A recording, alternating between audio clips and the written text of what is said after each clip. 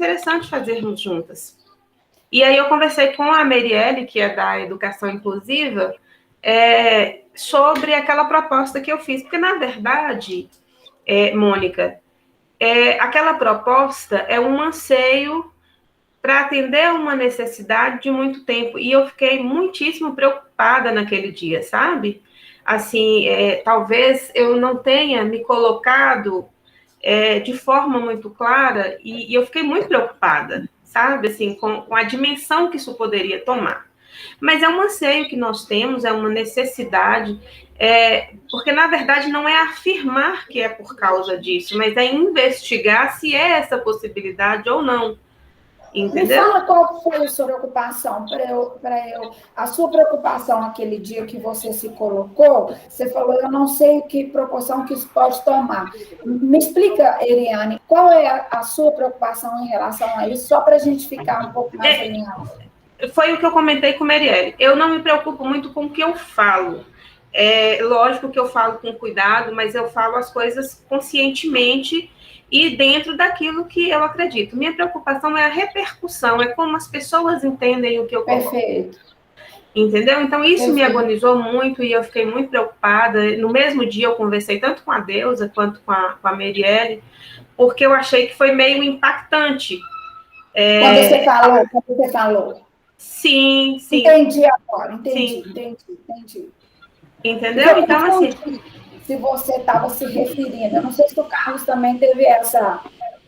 eu não sei, quando você falou, eu não sei a repercussão que isso pode tomar, eu não sei, eu confundi. É a repercussão das pessoas terem o conhecimento de que o fato de ter na sua escola vamos dizer assim, uma concentração de uma condição, que é a condição do autismo, né, pessoas com autismo, isso pode querer dizer que na região de Mariana há casamentos ou há relações entre parentes. Eu não sei se...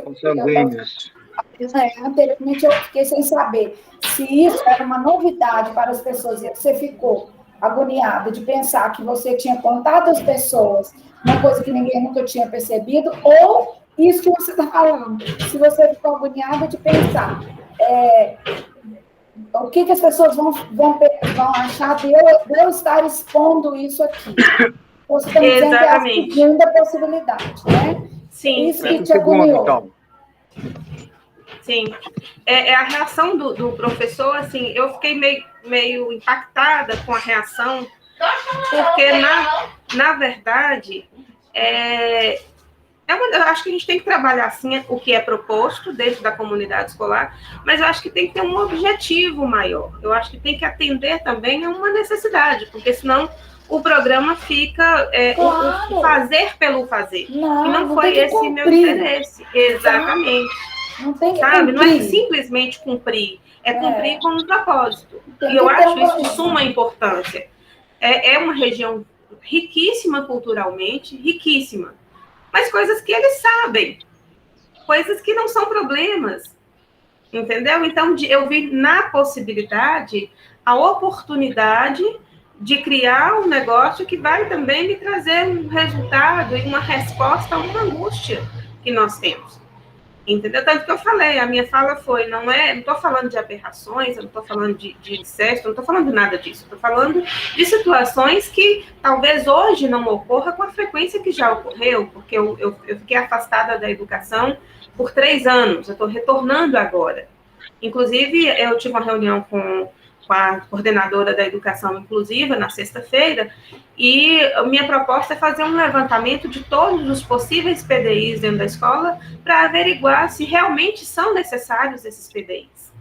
Então, o meu intuito é construir alguma coisa, é identificar alguma coisa. Mas aí eu achei que, assim, pode ser um pouco comprometedor, porque da mesma forma que foi visto pelo colega de uma forma, assim, que me trouxe esse impacto, sabe? De repente tá chocando, você está tratando de um problema num lugar onde tem enormes conhecimentos culturais, uma cultura diversificada, e de repente você leva um negócio desse, como vai ser visto? Então, isso que me preocupou e me incomodou muito. Então, eu não estou descartando a possibilidade de fazer esse trabalho. Inclusive, antes de sair, eu fiquei na Procuradoria Jurídica por um determinado tempo. Eu fiquei 3 anos, né? Eu sou formada em letras, mas eu também sou formada em direito. E me distanciei da educação. E eu acho que talvez pela minha formação eu tenha essa preocupação do respaldo legal, sabe?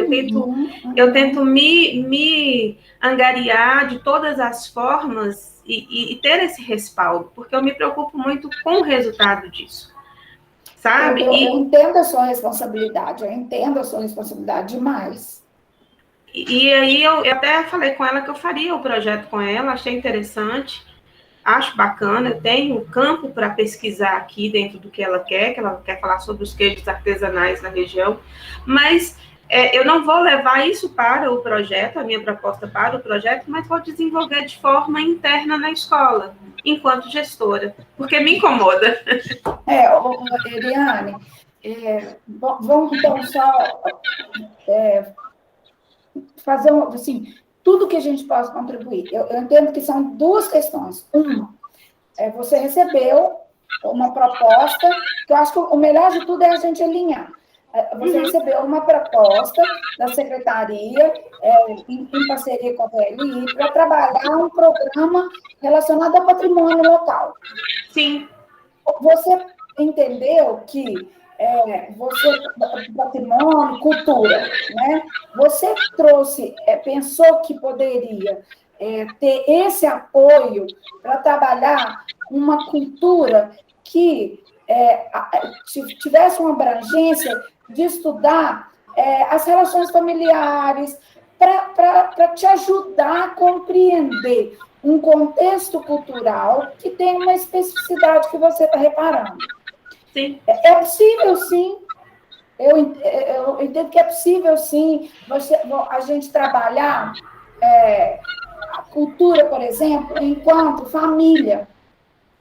O que quer dizer culturalmente família? Como é que a família começou? Qual é o sentido de família para as pessoas? Como é que as pessoas podem... O que é ascendência? O que é descendência? E isso é vamos dizer assim, um eixo cultural da formação humana. Né? Como é que são os diversos tipos de família, como que existem, sabe? Fazer uma pesquisa, o que é ancestralidade, o que é descendência. Isso é um eixo cultural que talvez não te dê a condição de compreender na integralidade o fenômeno que você observa na escola, mas que pode dar aos alunos a condição de analisar e de chegar nisso aí, de compreender com você, os alunos e professores. Não, eu entendo que é possível fazer isso. Por outro lado, é possível também, se você quiser aderir ao programa, porque, então, já falei de uma possibilidade. Uma outra possibilidade é você falar, não, gente, eu estou com muitas urgências aqui, não quero aderir a esse programa agora. Depois, não, eu quero aderir a esse programa sim, porque eu acho interessante, é uma formação que eu gostaria de fazer, e tudo, de pesquisa, mas tem a questão do queijo, a professora mudou, já não é mais o queijo. Não tive a oportunidade de falar com ela ainda. Ela agora vai para a questão dos sentidos. Como é que as crianças percebem a realidade, sobretudo dentro do mercado? Sabe? Como é que elas percebem o cheiro, como é que elas percebem os sons, como é que elas percebem o tato. Carlos, você vai me ajudando. Não, eu ia falar isso aqui, porque aí pensando especificamente nessa realidade que você está preocupada com ela, Eliane, talvez trabalhar até num sentido de identificar entre os seus alunos, né, alguma especificidade com relação à percepção, né, porque se esse PDI que você percebe se manifesta também com relação aos sentidos, às percepções, a relação com o meio, não sei. Seria talvez uma forma de, através desse trabalho com os sentidos, perceber, talvez mapear melhor essa questão dentro da escola. Entendi. Inclusive agora, a percepção dela de mundo, né? A percepção de mundo, das pessoas de mundo. Só que você tem que fazer um recorte, porque mundo é muita coisa. Sim, sim. Né? Você tem que fazer um recorte. Desse mundo familiar, por exemplo. Pois é, no contexto familiar. Quais são os tipos de família que existem? Em termos de categoria lá do inventário, nós temos o lugar, lugares, saberes,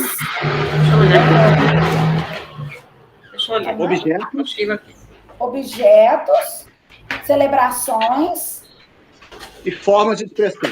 De expressão, né? Então, formas de expressão da família, por exemplo, como é que a família se expressa enquanto uma instituição de continuidade, né? Vamos ver, de continuidade. Isso tudo é possível. Agora, são 3 possibilidades. E você pode pensar. Uma, você dizer, não quero. Não está na hora. Segunda, eu quero ir para esse lado, tentar que esse projeto me ajude a fazer uma reflexão aqui dentro da escola. Fazer uma reflexão sobre as organizações familiares, o que elas significam. Uhum. Né? Isso pode ir para dentro dos saberes, para dentro das formas de expressão. Isso pode ir, a gente dá jeito nisso aí. O terceiro, não. Eu quero trazer um elemento cultural para aprender a pesquisar e vou levar essa coisa que eu percebo de um excesso de PDI, excesso de laudo. Isso é um horror que está acontecendo no Brasil. Não precisa disso, não precisa de laudo, de PDI, para o professor saber como lidar com os alunos. É só o professor conversar com os alunos, conversar com as famílias. E aí a gente esbarra numa realidade, eu não estou falando da Mariana Santos, eu estou falando de uma realidade escolar. E às vezes o aluno ele está com um problema momentâneo, às vezes o aluno está somente desinteressado. E aí gera-se essa necessidade, né? Até para atender a escola ou a pessoa que está lidando com a situação. Tem um erro. Para ter um respaldo e falar, não, mas fulano tem um PDI. Pois é, isso é horrível. Aí bate um carinho na testa do fulano. Sim. Que o professor desiste dele, porque ele tem PDI, às vezes até inconscientemente. Não, aquele aluno ali, não vou deixar, porque ele tem PDI. E esse problema... Ele se percebe muito na relação, às vezes, da família com a escola, porque há uma confusão nas atribuições de cada uma dessas 2 instituições, né?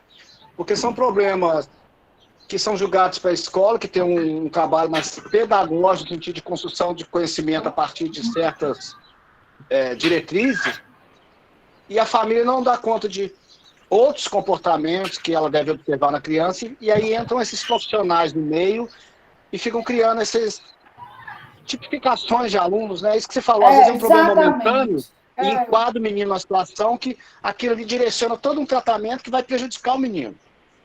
Pois esse excesso de PDI é uma coisa horrorosa.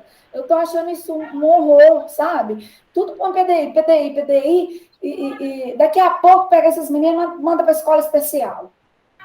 Sabe? Não é não, Eliana. Sim. Daqui a pouco, é isso que o governo está querendo. Aí o dinheiro que o governo tem que colocar na escola, aí vai para tudo para a escola especial. Sim. Sabe? Então a gente tem que ter esse olhar seu, é um olhar raro e muito precioso para as escolas. Muito precioso. É uma entrada de uma cultura médica, da psicologia. Exato. Dentro do campo pedagógico, sabe? Exatamente. É um outro setor que está querendo entrar na escola. Exatamente. Assim como foi falado outro dia, né? Acho que não sei se você participou, foi na reunião mesmo. Que, por exemplo, o lazer está se tornando cada vez mais um produto capitalista. Isso é uma capitalização da educação também, sabe? É uma entrada de profissionais, de clínicas. A última escola que eu trabalhei em Belo Horizonte, eu fiquei impressionado com assim, a importância que esse tipo de profissional, psicólogo, psicopedagogo, não sei o quê, como que eles estavam assim, presentes dentro da escola, sabe? A gente quase não podia agir sem consultá-los, sem dar atenção ao que eles estavam falando.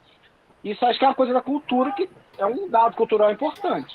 Eu também acho importantíssimo. Esse olhar dela, isso que você está falando, Carlos, é uma realidade que tem um decreto aí, né, que 10.502, que é um horror, que está dizendo, tirando, é ilegal, inclusive, porque a LDB, ela diz que, e a Constituição também, a educação é para todos.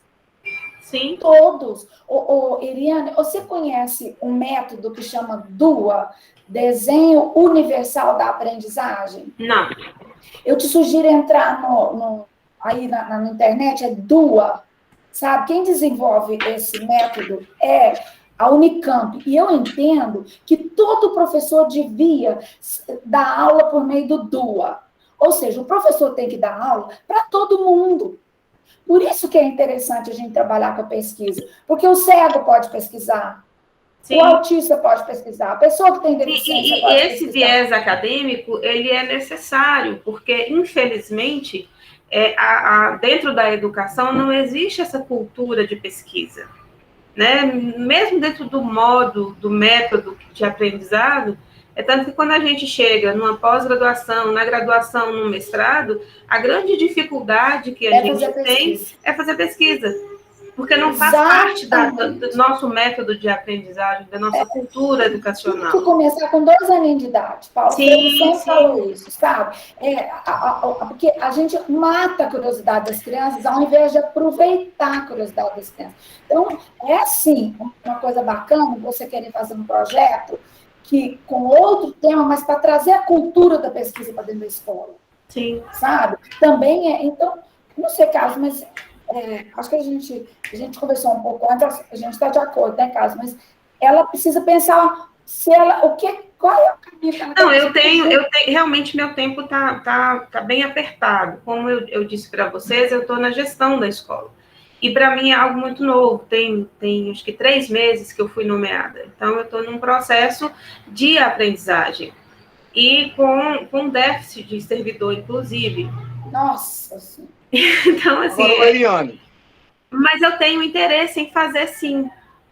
Sabe? Aí outra oportunidade...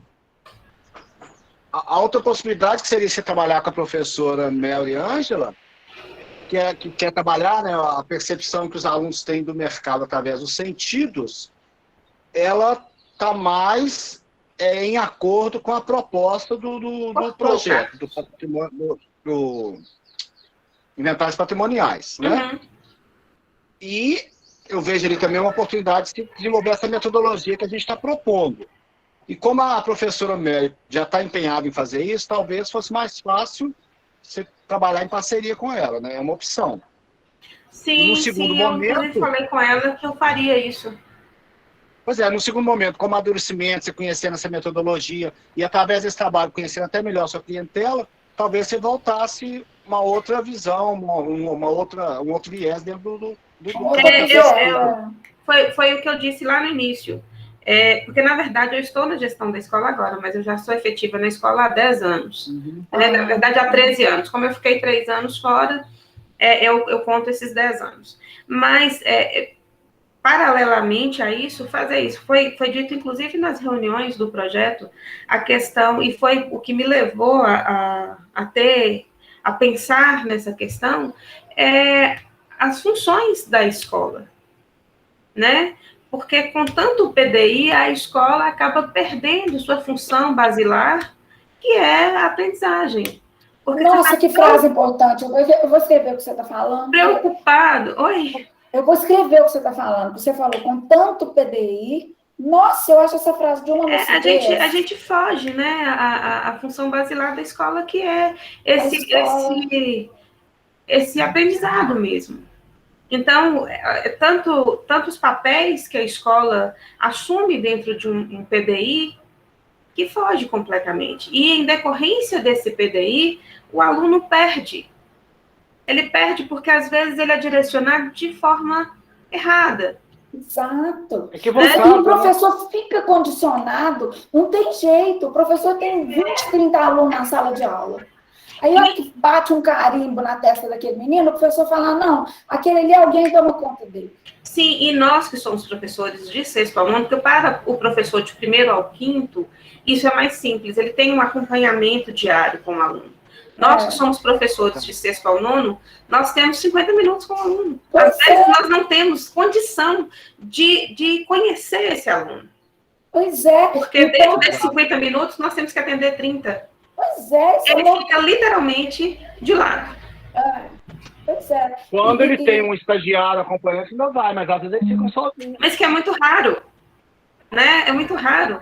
O comum é o professor regente na sala de aula durante os 50 minutos dele, com demandas enormes, né? Exatamente porque houve essa fuga do papel da escola, o aluno já vem com essa visão de que escola é lugar de entretenimento, de levar o problema dele, o problema familiar, não sei o quê, e a aprendizagem fica em segundo plano. Irene, entra lá no Facebook da gente, porque, inclusive, a gente faz muito diagnóstico de escola, da empresa, sabe? E a gente tem feito e tem escutado coisas que eu gostaria que você conversasse com outros professores de outras cidades, para você trazer essa percepção sua tão organizada na sua cabeça, sabe? E tem um post lá que chama assim, tia, eu posso te chamar de mãe? Sabe? E eu escutei isso de uma professora que falou, eu cheguei lá e falou isso para mim, professora de sexto ao nono. E eu fiquei pensando, meu Deus, o que eu falo para ele? Eu deixo ele me chamar. Nem é tia, nem é mãe, eu sou professora. Exatamente. Sabe? Então, assim, a gente tem escrito muito sobre isso. Muito. O papel, qual é o papel dessa instituição hoje, que ela faz muito mais assistência social do que escolarização. E que esses professores têm que ter de saberes? Quais são os saberes? Por exemplo, eles sabem trabalhar pesquisa? Na maioria das vezes, não. Não sabe. Eu dei aula na pedagogia, na pedagogia aqui da PUC 3 anos. E eu me lembro de uma vez, eu conto isso muito, que eu cheguei na sala de professores e um colega meu, os alunos da pedagogia não sabem fazer pesquisa. Eu falei, mas elas nasceram sabendo? Ninguém ensinou. Passou pela escola, passou pela faculdade, não aprendem. Porque ninguém ensina.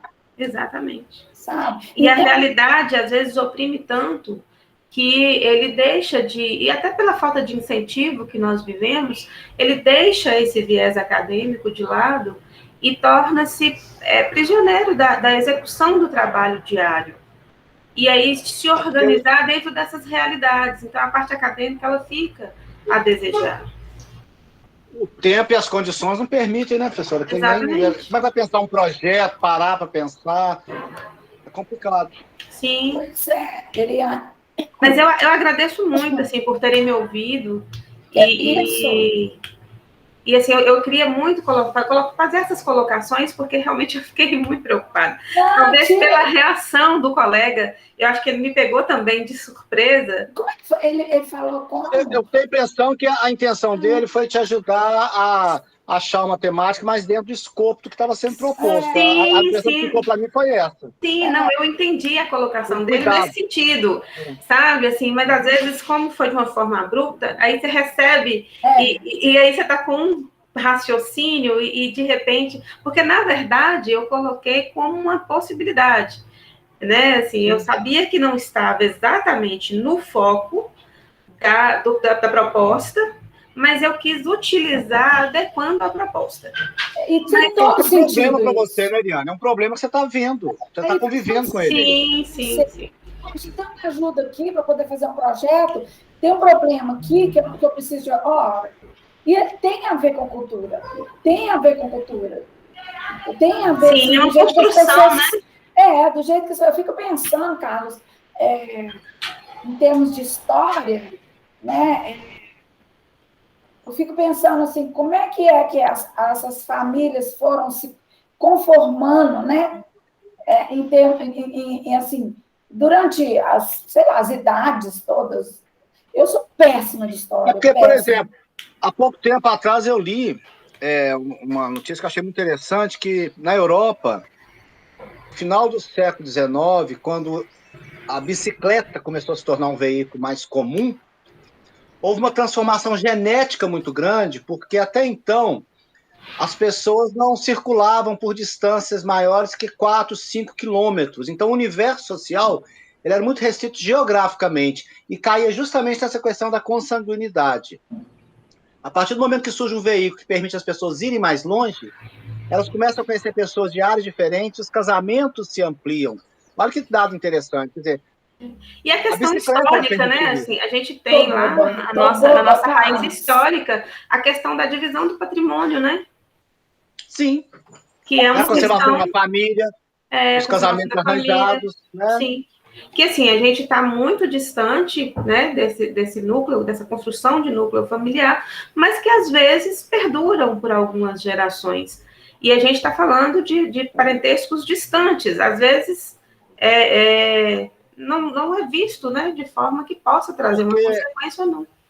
A ideia de família, né, ao longo do tempo, ela muda muito, né? Você tem a família colonial, que era aquela família estendida, você tinha um patriarca, o senhor, né, o dono da fazenda, o chamado coronel, às vezes, e uma série de pessoas dependentes dele, e ali havia uma família mesmo consanguínea que ia se estendendo entre os legítimos e ilegítimos e tal.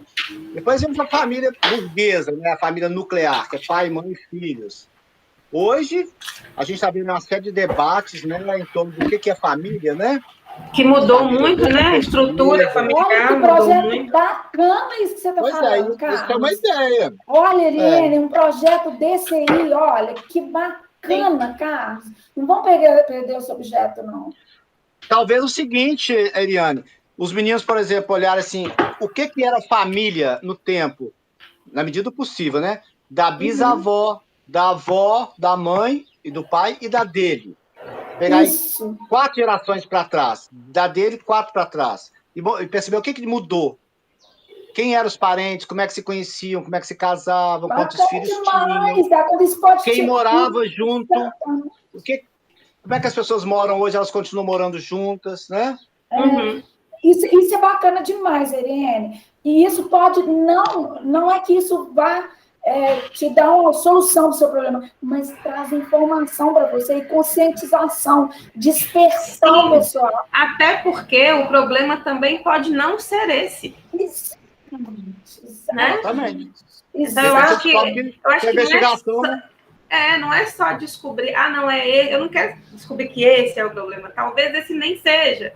Então, às vezes, a gente parte do princípio de um conhecimento superficial que a gente tem e chega à conclusão que não, que a questão não é essa. Perfeito, sabe? E aí você desmistifica tudo que tem aí. Desmistifica, para com esse negócio de PDI, fala com as pessoas, escuta. Porque a intenção é essa, na verdade, toda a intenção é essa. Reduzir, incluir todo mundo. Você está lidando com a escola que está excluindo pessoas por causa do PDI. Eliane, estou até pensando aqui agora, já a gente começa a pensar em possibilidades, né? Por exemplo, não só olhar as famílias, mas como que as famílias educavam as crianças. O que é a educação ao longo dessa passagem? Justamente porque essa questão do PDI, né? Eu volto a repetir isso. Eu acho que isso tem muito assim numa entrega da família, da criança integralmente para a escola, né? Assim, resolve esse problema aí para mim. É porque, na verdade, muito tempo não foi assim. O que é muito perceptível? Hoje, até o próprio sistema oferece essa comodidade. A criança nasce e ela, a partir de determinada idade, ela deixa de ser minha responsabilidade e passa a ser a responsabilidade da escola. Então, as pessoas estão... Exatamente. As pessoas estão muito naquela situação. A educação é direito de todos. Mas que tipo de educação? É a educação formal, não é a educação. É a escolarização. Ela precisa resgatar. Não a socialização, né? Exatamente. Eu falei com uma mãe aqui, inclusive. Eu falei, mas a Constituição me garante o direito. Eu falei, garante. Mas a Constituição coloca obrigação da família e do Estado. O Estado vem em segundo lugar. É isso mesmo. E com essa confusão que está sendo colocada aí pelo governo, fica todo mundo assim, sabe? Ninguém sabe mais as coisas. Então, é preciso conversar sobre isso. Preciso conversar sobre isso. O papel da escola ele tem que ser conhecido. Você sabe que lá nesse lugar onde a gente estava pesquisando, eu posso contar o milagre, mas não posso contar o santo. Os meninos têm suicidado demais. É altíssimo o número de suicídios. Aliás, nós estamos no Setembro Amarelo, né, gente? Isso. Já fiz um post ontem sobre isso. Amanhã, dia 10, é o dia mundial do combate, depois da manhã, do combate ao suicídio. E o Brasil, 49% do suicídio brasileiro é de jovens entre 16 e 25 anos, pretos. Onde que está esse pessoal? Pobre, preto. Está tudo na escola pública. Estão suicidando dentro da escola pública. Dentro que eu estou dizendo assim, sabe? E aí, fica os professores que têm que arcar com isso. O professor me relatando, indo para o hospital de madrugada, levar menino que tentou suicídio. Tem que recolher na sala de aula os objetos que eles levam para suicidar dentro da escola. As músicas que eles trazem são todas de suicídio. Eles estão apresentando sinais e estão realizando os fatos, sabe?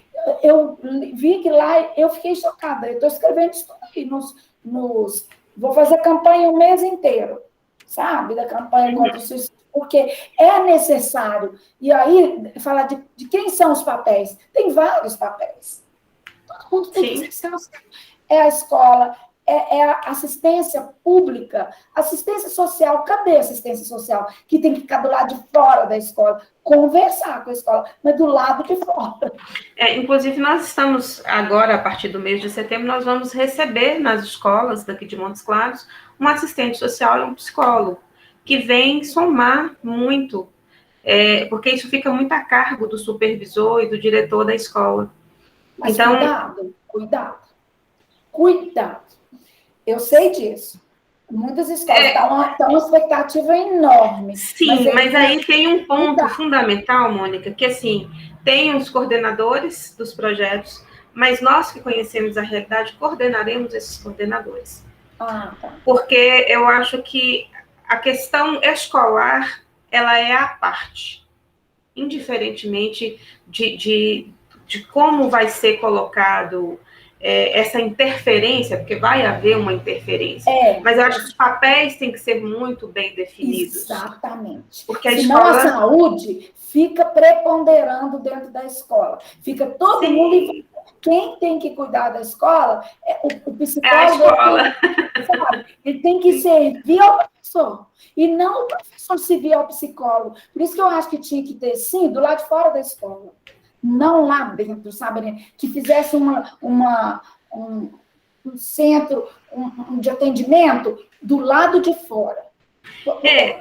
Assim, eu acho que a gente está vivendo um momento peculiar, sabe? Assim, um momento extraordinário. Talvez a medida se dê em decorrência dessa questão extraordinária. Mas eu acho que essas situações, elas são construídas, sabe, Mônica? Sim. Depende muito de como... Se eu pego toda a minha demanda e eu simplesmente falo, agora a responsabilidade não é mais minha, aí corre-se esse risco. Mas se é um trabalho de parceria, eu acho que cada um acaba ficando no seu quadrado. Perfeito. Agora, se os professores... Com olhar diferente do mesmo problema, né? Exatamente. Isso é transdisciplinaridade. Agora, se os professores saem do lugar deles... Acabou. Aí não dá. Aí não funciona. Aí não funciona. Por isso que eles têm que estar cientes. Ninguém vai ensinar o meu aluno a ter um olhar crítico para a realidade. E isso é só a pesquisa que faz. Sim. Então, eu tenho que ensinar meu aluno a isso. Eu posso pegar qualquer objeto, mas ele está se formando enquanto sujeito crítico. Para o queijo, para os sentidos, para, sei lá, para o pongado, mas é a formação do olhar dele, de estranhar as coisas, sabe? Então, mas também uma escola que tem uma diretora igual você, não vai ter esse risco, não. Você vai por todo mundo. Muito obrigada. Muito obrigada. Vai por todo mundo no lugar e fala, você é para lá, você é para cá, o seu quadrado está aqui, nós vamos conversar. Você leu Edgar Morin? Não. Leu Cabeça Bem Feita. Um livro que chama Cabeça Bem Feita, do Edgar Morin. Você vai adorar. E depois, se você quiser conversar conosco, nós vamos ficar muito felizes. Eu também estou à disposição, caso precise. Eu vou precisar, porque assim, embora eu não faça o meu projeto da forma que eu suscitei a possibilidade, eu vou desempenhar esse trabalho dentro da escola com esse foco. Até para descobrir se isso é ou não uma realidade, trazer realmente essa questão da redução desses PDIs. Porque, só para você ter ideia, nós temos 4 alunos com laudo na escola. A gente está fazendo um levantamento, eu acho que tem mais ou menos 25 PDIs. Então, para 4 laudos, para 25 PDIs, é uma discrepância muito grande. Então, algum ponto aí não fecha. Então, eu vou dar continuidade ao que eu estou fazendo e buscar, inclusive, eu já tenho o apoio da Secretaria de Educação, com a coordenadora da Educação Inclusiva, e assim, se vocês puderem me ajudar nesse processo, eu ficarei muito grata. Exatamente. Não é ajuda, não é ajuda, não é ajuda, são 2 atuações profissionais, sabe? Não é ajuda, é uma parceria. Nós não estamos aqui para te ajudar, nós estamos aqui para construir junto com você. Sim, e eu acredito muito nessa construção. Sabe, assim, eu acho que essas opiniões divergentes, esses pontos, porque às vezes eu tenho um olhar sobre uma determinada situação que eu já me acostumei tanto a olhar para ela. Distanciamento. Ó, ela cortou. Congelou. Congelou. Eliane, se congelou. Gente, que mulher espetacular. Essa Eliane, que é isso? Preocupada com a questão, né? Isso é bom, né? Eliane. Ela tem um problema, realmente, né? Que ela quer resolver, porque ela está percebendo. Não foge da questão. E um olhar muito competente. Puxa vida, que é isso? Não, será que ela não caiu? Porque não caiu aqui pra gente. Será que ela está escutando a gente? Agora, essa ideia que você deu, Carlos, babei com essa ideia que você deu. Babei, ainda bem que tá gravando. Essa ideia da família, né? Porque não foge à questão dela, né? Que acho que ela está empenhada, ela quer trabalhar com isso. Aproxima do escopo do programa, né? Não fica uma coisa... Patrimonial, cultural, tudo isso. Pois é. E saberes, né? Família... não sei, a gente acha um jeito, saberes, formas de expressão. Isso aí? A gente consegue. Nossa, essa ideia que você deu, se ela topar, eu ficaria feliz demais, né, da gente orientar um negócio. É um trabalho diferente, é um trabalho legal que foge do que, né, fica vendo o campinho, não sei o que. Não que você. Agora ela caiu. Não que seja ruim, que a pessoa está trabalhando, mas. Continua gravando, gente? Continua, pode gravar, é bom que a gente discute aqui. Porque vai ajudar ela a compreender as relações sociais no lugar que ela está trabalhando, né? Exatamente. Para ver se ali tem alguma origem, se o problema que ela está vendo se fundamenta. Como ela falou, às vezes eu posso descobrir que não tem nada a ver. Exatamente, né? Que coisa. Ela voltou. Voltou, caiu. Aqui é porque é muito instável, aqui é zona rural, então voltou. Aí é zona rural, né? Isso. Como é que chama, Eliane? Como é que chama aí? Planalto Rural. Planalto. Isso, é saída para Belo Horizonte. Sim. Nossa, nós estamos apaixonados por você, todo mundo aqui. Muito obrigada, muito obrigada. Se a gente voltar a trabalhar a inclusão, nós vamos te chamar, né? Nós vamos te chamar. Caiu de novo. Mas eu tinha vontade de a gente voltar a fazer uns cursos de internet. Casa, aqueles que nós fizemos, eu e a Mariana, né, Lau? Nossa, foi tanta gente, a gente esperava formar uma turma. Nós fizemos um curso, nós oferecemos um curso. Eu era antirracista inclusiva, educação antirracista inclusiva.